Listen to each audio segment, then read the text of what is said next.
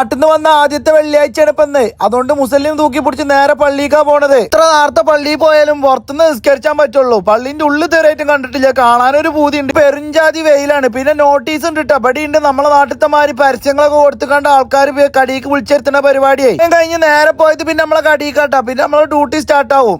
കയറിയപ്പോ തന്നെ ഭായി എന്നോട് പറഞ്ഞു എന്റെ മുഖം കാണിച്ചാൽ എന്റെ വ്ളോഗ് രക്ഷപ്പെടും, ഇജു രക്ഷപ്പെടും, എന്റെ അന്നത്തെ ദിവസം അടിപൊളിയാവും.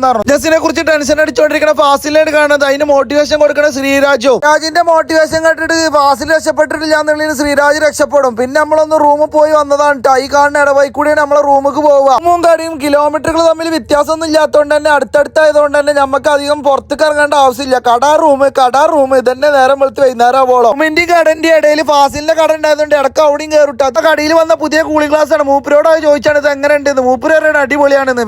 പിന്നെ മൂപ്പര് പറഞ്ഞാൽ എന്ത് വിചാരിച്ചാൽ കണ്ടുമെന്നാണ്ട് ഊരിയിട്ടില്ല. പിന്നെ അടുത്ത പരിപാടി ഫുഡ് അടിക്കലാണ്. നല്ല പൊറാട്ടയും ബീഫ് കറി ഉണ്ടായിരുന്നു കേട്ടോ. ബീഫ് കറിയും പൊറാട്ടി അടിക്കാന്ന് പറഞ്ഞാൽ പ്രത്യേക ഒരു മുഹബത്താണ്. നമ്മളെ നാട്ടിൽ നിന്ന് കിട്ടണ അതേ ഫീലാണ് കിട്ടണത്. ബൂസ് ഉള്ളൂ എന്നൊക്കെ വെറുതെ പറയണേ. അത് നിൽക്കാണ്ട് നേരെ റൂമിൽ പിടിച്ചു. അപ്പൊ ശരി, ടാറ്റ.